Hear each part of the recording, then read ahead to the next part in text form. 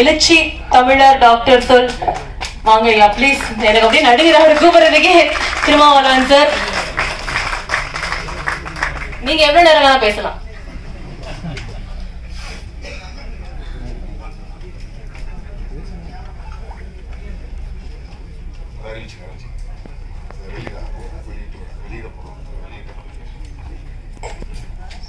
ஐயா பேசும்போதே நம்ம இசை தட்டை வெளியிட்டுடலாம். சோ டீம் யாராவது கீழே இருக்கீங்க அப்படின்னா நீங்க எல்லாருமே கொஞ்சம் ஃப்ரண்ட்ல இருந்தா photographers can click photos. So அண்ணன் வெளியிட கோபி நயனார் சார் வந்து அதை வாங்கிப்பாங்க. சோ எல்லாருமே எழுந்துக்கலாம், மேட்டு இருக்கிற எல்லாருமே எழுந்து ஒட்டுக்கா சேர்ந்து இசை தட்டை வாங்கி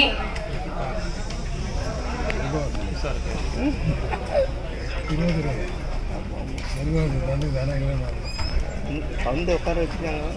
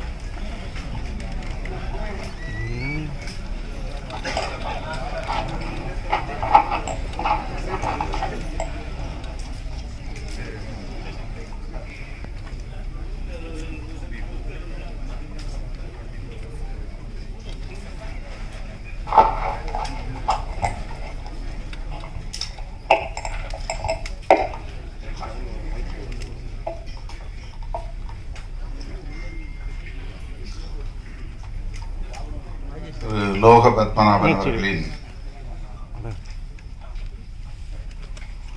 படைப்பான செம்பியன் மாதேவி இறை காவியத்தின் இசை மற்றும் முன்னோட்ட காட்சி வெளியீட்டு விழாவை சிறப்பிக்கிற வகையில் பங்கேற்று உரையாற்றி விடைபெற்று சென்றிருக்கிற தமிழ்நாடு திரைப்பட இயக்குநர்கள் சங்க தலைவர் மதிப்புமிகு ஆர்.வி. உதயகுமார் அவர்களே, எழுத்தாளர் ஓவியா அவர்களே, திரு துரைசாமி அவர்களே, திரு விஜயமுரளி அவர்களே, திரைப்பட இயக்குநர்கள் திரு சுப்பிரமணிய சிவா அவர்களே, திரு ராஜா ஆனந்த் அவர்களே, தொழிலதிபர் அரசு முருகையன் அவர்களே, திரைப்பட இயக்குனர் மந்திரமூர்த்தி அவர்களே,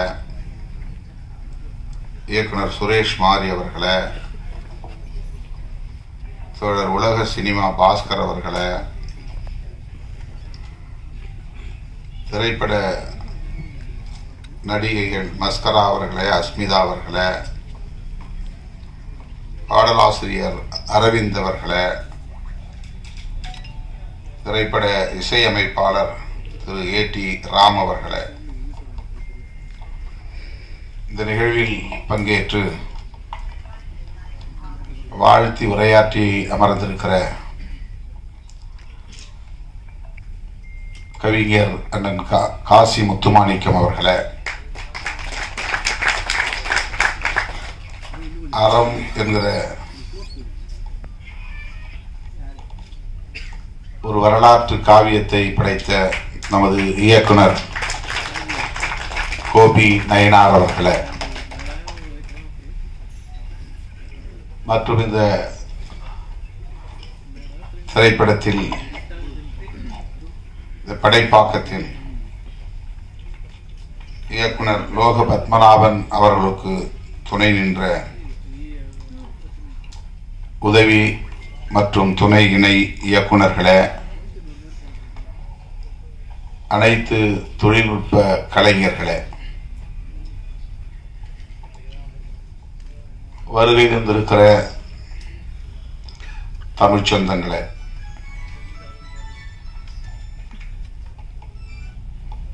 திரு லோக பத்மநாபன் அவர்களே,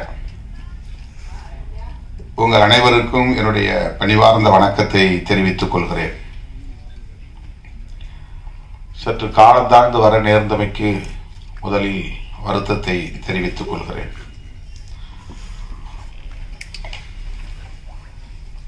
இன்று நம்முடைய அறம் படத்தின் இயக்குனர் கோபி நயினார் அவர்கள் இயக்கியுள்ள மனுஷி என்கிற ஒரு திரைப்படத்தின் முன்னோட்ட காட்சியை பார்க்கிற ஒரு சூழல் அமைந்தது. திரு வெற்றிமாறன் அவர்களின் தயாரிப்பில் கோபி நயினார் அவர்களின் இயக்கத்தில் விரைவில் வெளிவர இருக்கிற இசையமைப்பாளர் இளையராஜா அவர்களுடைய இசையில், பின்னணி இசையில் விரைவில் வெளிவர இருக்கிற மனுஷி திரைப்படத்தை பார்த்தோம். அதனால்தான் 3 பேரும் ஒன்றாக வந்து சேர்ந்திருக்கிறோம்.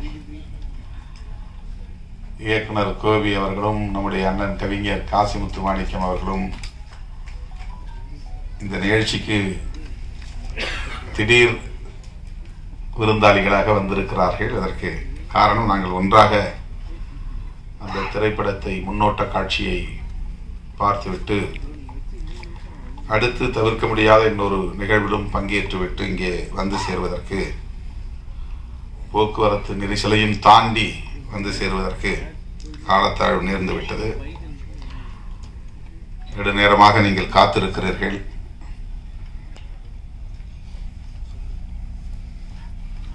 நான் நீண்ட நேரம் எடுத்துக்கொள்ள விரும்பவில்லை. லோக பத்மநாபன் அவர்கள் பேசும்போது 2010 நான் இந்த மேடையில் ஒரு உதவி இயக்குனராக ஏறி நிற்கிற வாய்ப்பு கிடைத்தது. 13-14 ஆண்டுகளுக்கு பிறகு ஒரு இயக்குனராக இந்த மேடையில் நான் வந்து நிற்கிறேன். இது ஒரு அருமையான தருணமாக நான் பார்க்கிறேன் என்று தன்னுடைய நெடிய பயணத்தை திரும்பி பார்க்கிறார். இந்த இடத்தை எட்டுவதற்கு ஒரு மாமாங்கம் தேவைப்பட்டிருக்கிறது. 12 ஆண்டுகளுக்கு மேலாக எப்படி இவர் இயக்குகிறார், எழுதுகிறார், நடிக்கிறார், இசையும் அமைக்கிறார் என்று பலரும் இங்கே வியப்பாக கேள்வி எழுப்பினார்கள். அதற்கு நான் விடை சொல்கிறேன் என்று தன்னுடைய போராட்ட வாழ்வை பகிர்ந்து கொண்டார். எத்தனை திரைப்படங்களில் உதவி இயக்குனராக, எத்தனை திரைப்படங்களில் துணை இயக்குனராக, இணை இயக்குனராக பணியாற்றினேன். தமிழை தாண்டி தெலுங்கு போன்ற பிற மொழிகளிலும் நான் பணியாற்றி இருக்கிறேன். 5 ஆண்டு காலம் இசை மாணவனாக பட்டய வகுப்பில் பயின்று தேர்ச்சி பெற்றிருக்கிறேன் என்று தனக்குள்ள தகுதி நிலைகளையும் இங்கே எடுத்துரைத்தார். இத்தனை தகுதிகள் இருந்தும், ஆற்றல் இருந்தும், அனுபவம், பட்டறிவு இருந்தும் தான் எண்ணியதை எய்துவதற்கு, அடைவதற்கு இந்த களத்தில் எவ்வாறு போராட வேண்டியிருக்கிறது என்பதைத்தான் அவருடைய உரை நமக்கு உணர்த்தி இருக்கிறது. 13 ஆண்டுகளுக்கு பிறகு ஒரு இயக்குனராக இப்போது அவர் இந்த மேடையிலே நிற்கிறார். அவர் இயக்கிய, படைத்திருக்கிற அந்த திரைப்படத்தின் இசை தட்டினை வெளியிடுவதற்கான ஒரு வாய்ப்பை எனக்கு வழங்கி எனக்கு பெருமை சேர்த்திருக்கிறார். அதற்காக நான் அவருக்கு முதலில் நன்றியை தெரிவித்துக் கொள்கிறேன். திரைப்படத்தை முழுமையாக பார்த்தால்தான் அதை பற்றி நாம் சொல்ல முடியும். ஆனாலும் அதன் கருப்பொருள் என்ன என்பதை நம்முடைய ஆர்வி உதயகுமார் அவர்களும் சரி, எனக்கு முன்னர் பேசிய அனைவரும் சரி கோடிட்டு காட்டியிருக்கிறார்கள், தொட்டு பேசியிருக்கிறார்கள். தமிழ்நாட்டில் காதல் என்பதும் ஒரு அரசியலுக்கான பேசுபடு பொருளாக மாறி இருக்கிறது. காதலை பற்றியும் பேசி அரசியல் ஆதாயம் தேட முடியும் என்பது தமிழக அரசியலில்தான் முதலாக நாம் பார்க்கிறோம். அரசியல் ஆதாயத்திற்கு காதலையும் பயன்படுத்துவது, அதையும் ஒரு மூலதனமாக மாற்றிக்கொள்வது. ஒருபடி அரசியல்வாதியை தாண்டி சினிமா துறையில் இருப்பவர்களும் கூட நாடக காதல் என்கிற பெயரிலே அதையும் அரசியலாக்கி அல்லது வணிகமாக்கி ஆதாயம் தேட பார்க்கிறார்கள். அவர்கள் அரசியல்வாதியிடமும் கெட்டிக்காரர்கள். அரசியல்வாதிகளையும் தூக்கி சாப்பிடக்கூடிய அளவுக்கு கெட்டிக்காரர்களாக இருக்கிறார்கள். என் பெயரை சொல்லியும் பிழைக்கிறார்கள். பிழைத்து விட்டு போகட்டும் என்று நான் அதை கண்டுகொள்ளவில்லை. எனக்கும் அதற்கும் அவர்கள் சொல்லுகிற பொருளுக்கும் சம்பந்தமே கிடையாது. என் பெயரை சொல்லி ஒரு படம் தயார் பண்ணி அதிலே வணிகம் செய்ய முடியும் என்கிற அளவுக்கு நான் ஒரு மூலதன பொருளாக இருக்கிறேன் அவர்களுக்கு என்று சில நேரங்களில் நான் தோழர்களோடு பகிர்ந்து கொள்வதுண்டு. காதல் என்பது காலம் காலமாக பேசப்பட்டு வருகிற ஒரு உயர்ந்த சொல், சிறந்த சொல். மனிதன் தோன்றிய காலத்தில் இருந்து மனித குலத்தை வழிநடத்துகிற ஒரு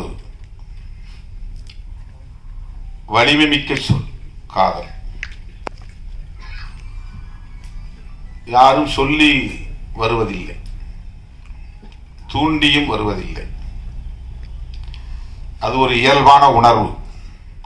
அதான் ஆர்வி உதயகுமார் அவர்கள் காதலித்து பார்த்தால்தான் காதலை புரிந்து கொள்ள முடியும் என்று சொன்னார். பாடம் எடுத்து புரிந்து கொள்ள முடியாது. அறிவியலை பாடம் எடுத்து சொல்லித்தர முடியும், கணக்கை பாடம் எடுத்து சொல்லித்தர முடியும். அதற்கெல்லாம் ஆசிரியர்கள் உண்டு. காதலுக்கு ஆசிரியர்கள் கிடையாது. அது இயல்பான உணர்வு. அப்படி சொல்லித்தரவும் முடியாது.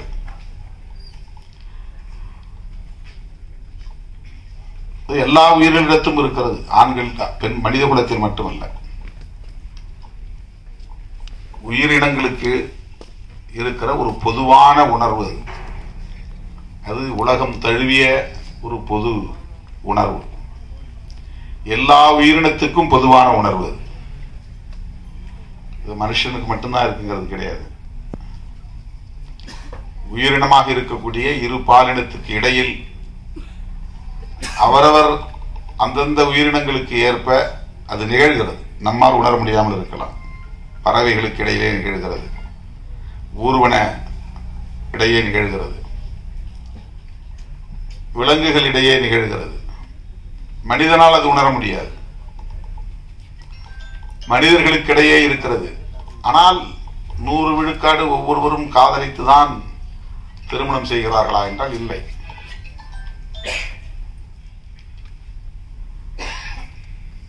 ஒரு கிராமத்தில் ஒரு வயதொத்த இளம் ஆண்கள் அல்லது இளம் பெண்கள், ஒரு 20 ஆண்கள் அல்லது 20 பெண்கள் இருக்கிறார்கள் என்று சொன்னால்,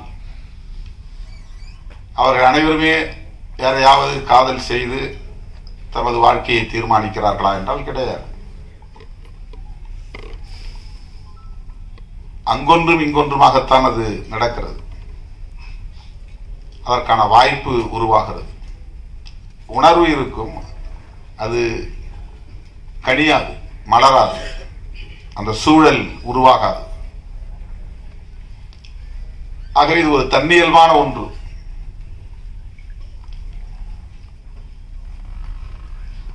அதனை ஏதோ திட்டமிட்டு யாரோ சொல்லி டிஷர்ட் போட்டால், ஜீன்ஸ் போட்டால், கூலிங் கிளாஸ் போட்டால், பெண்கள் மயங்கி விடுவார்கள். அந்த டிஷர்ட் போட்டவன் பின்னாலேயே பெண்கள் போய் விடுவார்கள் என்பதை போன்ற ஒரு தோற்றம் இங்கே உருவாக்கப்பட்டு அதற்கு ஒரு பெயரை சூட்டி இருக்கிறார்கள், நாடக காதல். அப்படி ஒன்று இருக்கவே முடியாது. காதல் காதல் தான், அவ்வளவுதான். இன்னொன்று அப்படி ஒன்று இல்லை, அப்படி ஒன்று இருக்க முடியாது. நாடகம் செய்தெல்லாம் யாரையும் ஏமாற்றி விட முடியாது.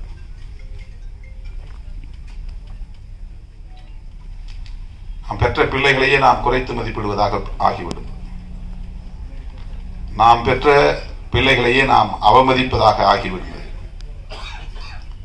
இழிவு செய்வதாக ஆகிவிடும். யாரையோ பழிப்பதற்காக, யாரையோ இழிவுபடுத்துவதற்காக நாம் பெற்ற பிள்ளைகளை நாம் கொச்சைப்படுத்தக்கூடாது. இந்த விமர்சனங்கள் ஒரு தனிநபருக்கு எதிரான விமர்சனங்கள் அரசியல் ரீதியாக செய்யப்படுகின்றன என்பது ஒரு புறம் இருந்தாலும், பெண்களை, நம் வீட்டு பிள்ளைகளை, பெண் பிள்ளைகளை அது கொச்சைப்படுத்துகிற ஒன்று.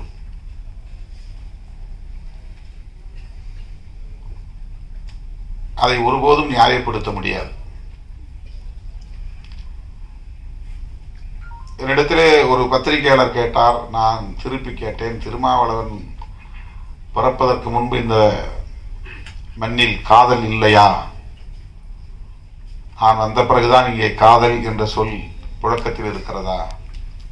இது எவ்வளவு பெரிய அபாண்டம், எவ்வளவு பெரிய வீண் பழி. இதை சொல்லுகிறவர்கள் தங்கள் வீட்டில் உள்ள பிள்ளைகளையும் கவனத்திலே கொண்டு, கருத்திலே கொண்டு பேச வேண்டாமா என்ற ஒரு கேள்வியை எழுப்பினேன். அருமை தோழர்களே, காதல் என்பது இயல்பானது என்றால் இயற்கையானது என்று பொருள். இயல்பு என்றால் இயற்கை என்றுதான் பொருள். ஒரு இயற்கையான உணர்வு, அது வலிந்து உருவாக்க முடியாது. ஒருவர் சொல்லி இன்னொருவர் அதை செய்யவும் முடியாது. ஆகவே திரைப்படங்களாக இருந்தாலும் சரி, நாவல் எழுதுவதாக இருந்தாலும் சரி, எந்த படைப்பாக இருந்தாலும் சரி,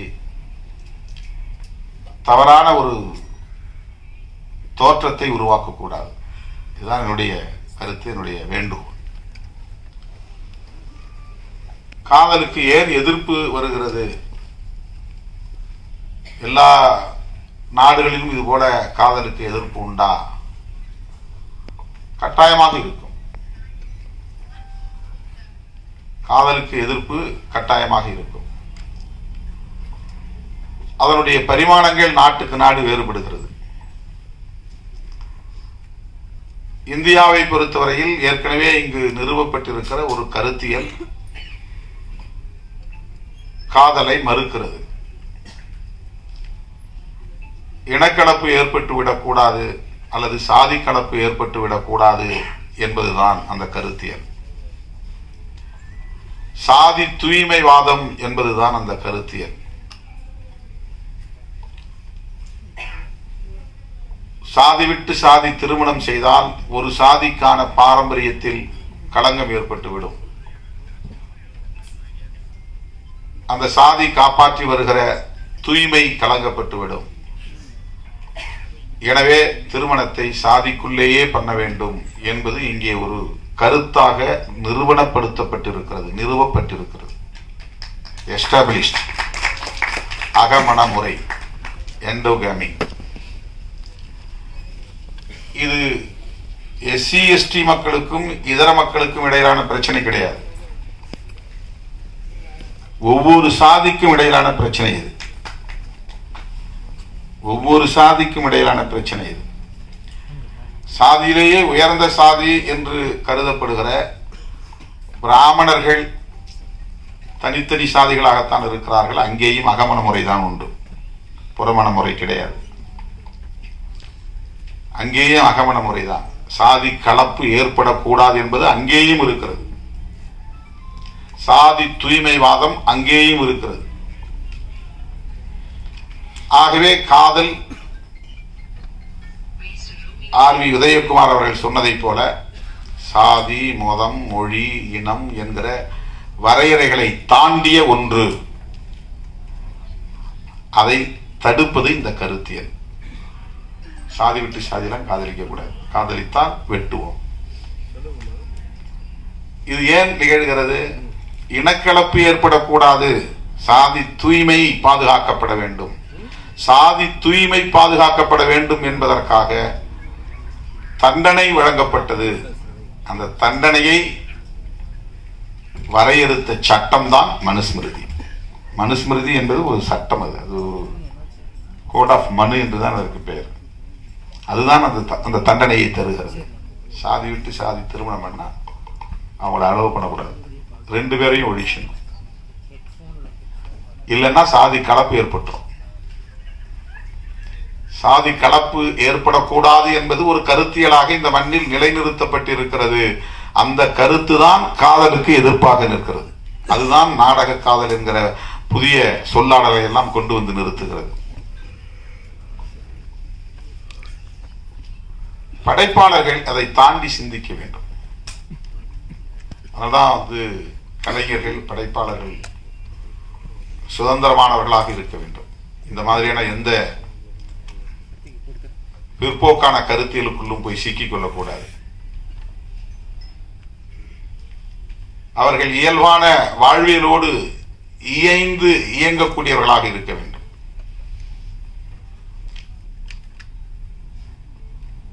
அந்த ஆளுமை உள்ளவர்களால் தான் சிறப்பான ஒரு படைப்பை தர முடியும். அதுல எந்த ஒரு கருத்தையும் ஏற்றக்கூடாது. என் கூட இருக்கிறதுனால நான் சொல்ற கருத்தை தான் சொல்லணும் அப்படின்னு ஒன்றும் கிடையாது. என் கூட இருக்கிற தோழர்கள் அவருக்கு ஒரு சுதந்திரம் இருக்கு. இப்ப அறம் படத்தினுடைய இயக்குனர் கோபி எம்மோடு இணைந்து அரசியல் களத்திலும் பணியாற்றுகிறார். ஆனா அந்த சாயல் இருக்காது அவருடைய படைப்புல. அதுதான் அவருக்குள்ள ஆளுமை, அதுதான் அவருக்குள்ள சுதந்திரம். இன்னைக்கு படத்தை பார்த்து வந்த நானும் கவிஞர் காசிமுத்து மாணிக்கம் அவர்களும் அவரை பயங்கரமா பாராட்டிக்கிட்டே வந்தோம். இந்த பாராட்டு மழையில் நினைஞ்சு உட்கார்ந்துக்கிறாரு. இந்த படம் வெளியே வந்தா அவர் யாருங்கிறது தெரியும், எவ்வளவு பெரிய இன்டலெக்சுவல் அப்படிங்கிறது தெரியும். படம்னா குத்துப்பாட்டு இருக்கணும், படம்னா காதல் காட்சி இருக்கணும், படம்னா சண்டை இருக்கணும், படம்னா வன்முறை இருக்கணும், படம்னா ஒரு வணிக நோக்கம் இருக்கணும் அப்படிங்கறதெல்லாம் உடைச்சிருக்கிறாங்க. வெறும் டிஸ்கஷன் தான், 2 மணி நேரம் ஒரு அறைக்குள்ள உட்கார்ந்து பேசிக்கிட்டே இருக்கிறாங்க, அவ்வளவுதான். அதான் படம். அவுட்டோர் ஷூட்டிங்லாம் கிடையாது. ஊரா கேமராவை எடுத்துட்டு சுத்துறதுலாம் இல்லை. ஒரு ரூமை பிடிச்சி ரூம்ல 4 பேரை உட்கார வச்சு பேச வைக்கிறார். பாட்டு கிடையாது, டூயட் கிடையாது, லவ் இல்லை. இந்த மாதிரி எந்த பரிமாணங்களும் அதுல கிடையாது.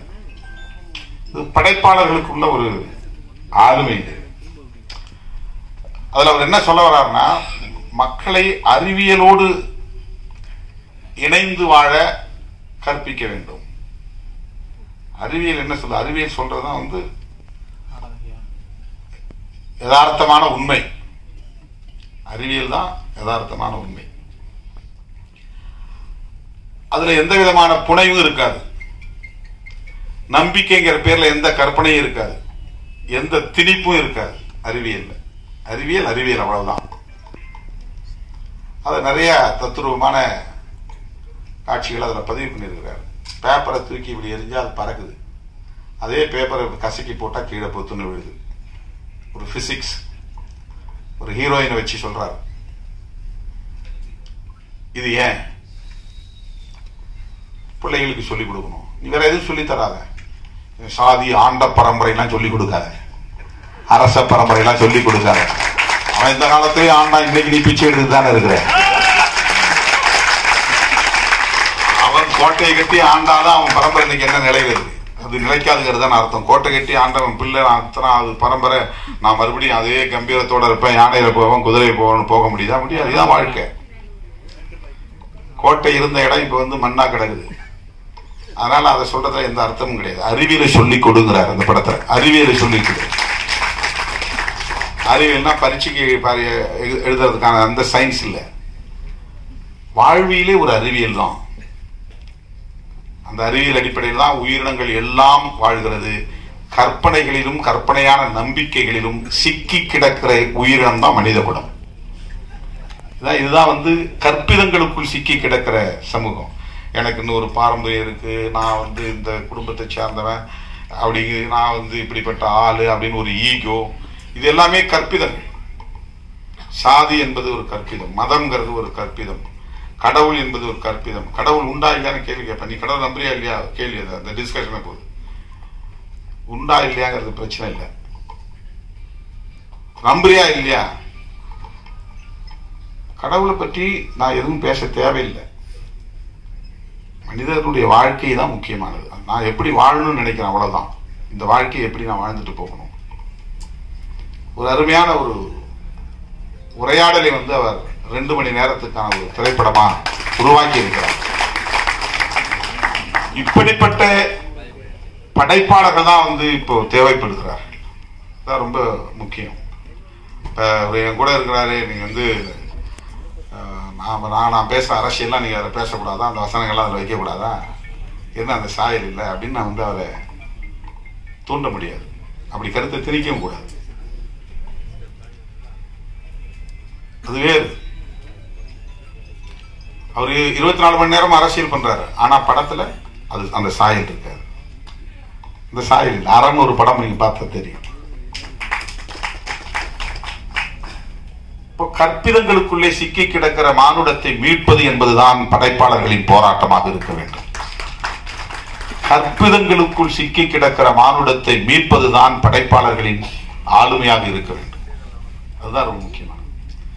ஆணவ கொலை என்பது ஒரு கற்பிதம். அது என்னன்னா அவனுக்கு பெற்ற பிள்ளையை விட 10 மாசம் சுமந்த பிள்ளை அதனுடைய வாழ்க்கையை விட நான் என் சாதி கௌரவம் தான் முக்கியம். இந்த வசனத்தை செம்பியன் மாதிரி வருது, எனக்கு சாதியும் கௌரவம் தான் முக்கியம் அப்படின்னு விட்டான். சாதியும் கௌரவமும் தான் எனக்கு முக்கியம். என்ன கௌரவம்? சாதி அடிப்படையிலான கௌரவம். கௌரவம் கல்வி அடிப்படையிலான கௌரவம் அல்ல,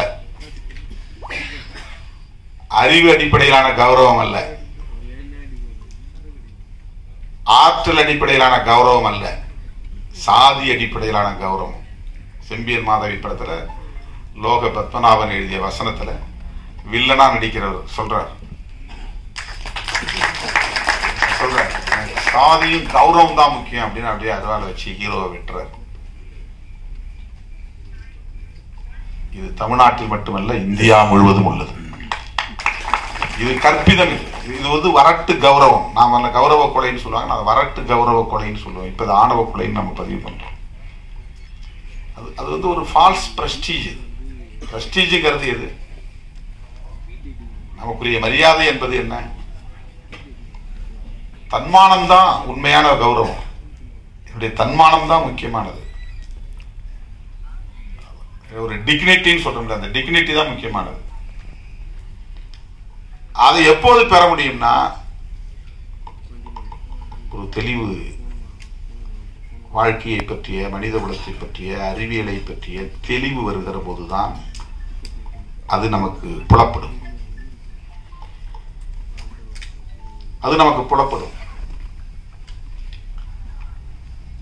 ஆகவே செம்பியன் மாதேவி ஒரு ட்ரெய்லர் தான் போட்டிருக்காரு, முழு படம் நம்ம பார்க்கல. அது வரக்கூடிய காட்சி, அதுல வரக்கூடிய வசனம், காதலுக்கு எதிர்ப்பு சாதியின் பெயரால் இருக்கிறது, அதை பற்றி அதிலே பேசப்படுகிறது என்பதை நம்மால் உணர முடிகிறது. இதை ஏன் திரும்ப திரும்ப பேச வேண்டும்? எதற்காக இதை திரும்ப திரும்ப நாம் படமாக்க வேண்டும்? திரும்ப திரும்ப விவாதிப்பதன் மூலம்தான் ஒரு பிரச்சனை தீர்வை எட்டுகிறது. மீண்டும் மீண்டும் உரையாடல் தேவைப்படுகிறது. நாம நிறைய காலத்துல, கடந்த காலங்களில் அரசியல் என்னன்னா, காஸ்ட் பத்தி பேசக்கூடாது, நமக்கு காஸ்ட் கிடையாது அப்படின்னு தள்ளி விட்டுருவாங்க. சாதி பிரச்சனை பத்தி பேசக்கூடாது, நம்ம இடத்துல சாதி பிரச்சனை இல்லை. ஆனா இருக்கு, உண்மையில் இருக்கு. மனுஷன் பிறந்ததுல இருந்து சாகர வரையிலும் அவனை அறியாம அவனை வழி நடத்திட்டு இருக்கிறது சாதி உளவியல். இந்திய மண்ணை பொறுத்தவரையில அவன் உடுத்துறதிலிருந்து, உண்ணுவதிலிருந்து, உறங்குகிற வரையில் அவனை அறியாமல் அவனை வழிநடத்துவது சாதி உளவியல்.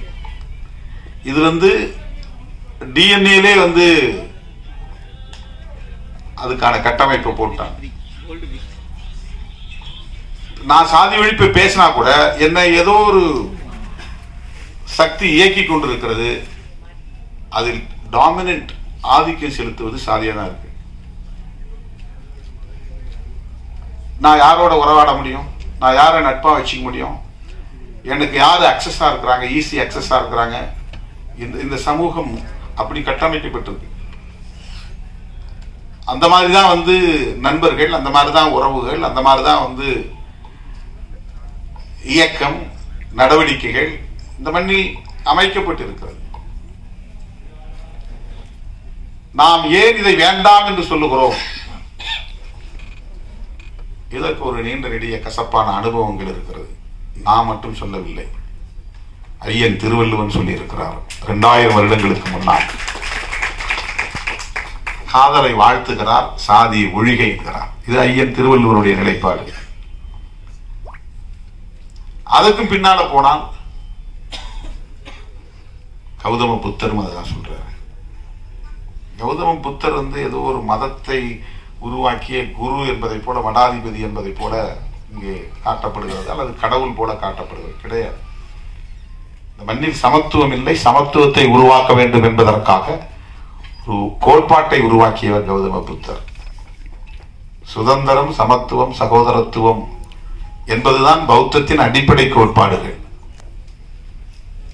அரசமைப்பு சட்டத்தில் பிரியாம்பிள் என்கிற முகப்புரையில அம்பேத்கர் அவர்கள் எடுத்து கையாளுகிற இந்த சொற்கள் பகவான் புத்தரின் போதனைகளில் இருந்து நான் எடுத்து கையாண்டது என்று புரட்சியாளர் அம்பேத்கர் அவர்கள் விளக்கம் தருகிறார்.